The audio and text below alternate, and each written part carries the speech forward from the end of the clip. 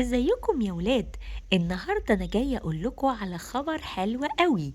في مسابقه المدرسه نظمتها، والمسابقه دي هيبقى ليها جايزه حلوه جدا. وكمان المسابقه دي مش بس دي على المدرسه كلها، كل المدرسه هتقدر تشترك فيها. مين فيكم عايز يشترك فيها؟ انا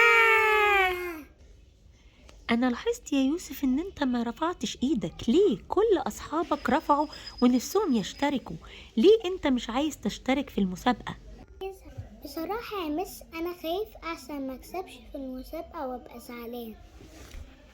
لا يا يوسف، احنا المفروض المسابقات دي بتعلمنا ان احنا حتى لو خسرنا في المسابقة او ما كسبناش، احنا بيبقى في حاجة اسمها شرف المحاولة، ان احنا كويس ان احنا حاولنا. مش مهم نكسب ولا نخسر، لان كل مسابقة لازم فيها حد بس واحد اللي هيكسب والباقيين مش هيكسبوا. بس ممكن في مسابقة تانية نكسب، فلازم نتعلم ان احنا نشترك في المسابقات.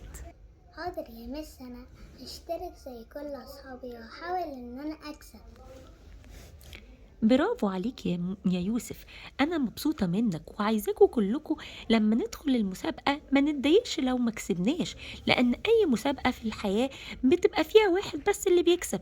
بس بنبقى عملنا اللي علينا وعملنا كل اللي نقدر عليه عشان نكسب، وممكن نكسب مره تانية. اوكي يا ولاد؟ اوكي. هتعملوا المسابقه.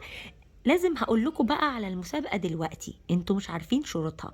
هي مسابقة رسم. هي أنا بحب الرسم قوي. برافو عليكم. انا دلوقتي هقول لكم كل واحد هيرسم ايه. انتوا هتروحوا معاكوا يوم واحد بس، ولازم المسابقة تتسلم بكرة. كل واحد هيرسم اكتر شخصية كرتون هو بيحبها، وهيحاول يرسمها حلوة قوي. وهنلم منكم المسابقة بكرة، وهتتجمع وهتبقى مسابقة على المدرسة كلها، وهيبقى في لجنة هتقيم الرسومات، وهنشوف مين اللي هيكسب. واكتر رسمة حلوة ومعبرة هي اللي هتكسب. انا متحمسة قوي للمسابقة دي جدا. بس انتوا عارفين انا متحمسة جدا للمسابقة دي. ايه رأيكم انتوا؟ بصراحة أنا متحمس قوي للمسابقة، بس أنا مكنش عارف ليه يا يوسف أنت مكنش عايز تشترك. بصراحة يا مودي أنا مش بعرف أرسم قوي، وأنت خايف إن أنا أخسر في المسابقة. عادي يا يوسف، مفيش مشكلة.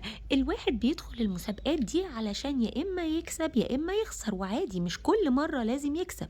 وبعدين لو على الرسم أنا بعرف أرسم حلو، فممكن أعلمك. وبعدين إحنا لما نساعد بعض ونتعاون مع بعض هنعرف نعمل كل حاجة.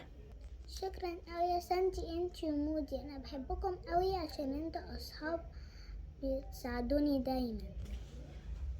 مفيش حاجة يا يوسف، إحنا لازم دايما الصحاب يساعدوا بعض. عشان كده الواحد بيحب أصحابه علشان بيقفوا جنبه لما يبقى محتاج حاجة.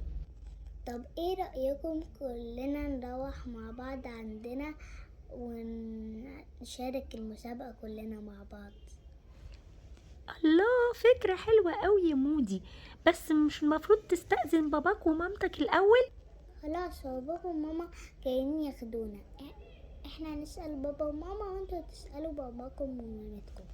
أوكي، مفيش مشكلة. أهلا بيكم يا يوسف وسارة، أهلا بيكم في البيت. حلوة قوي إن انتوا بتتشاركوا مع بعض دايما.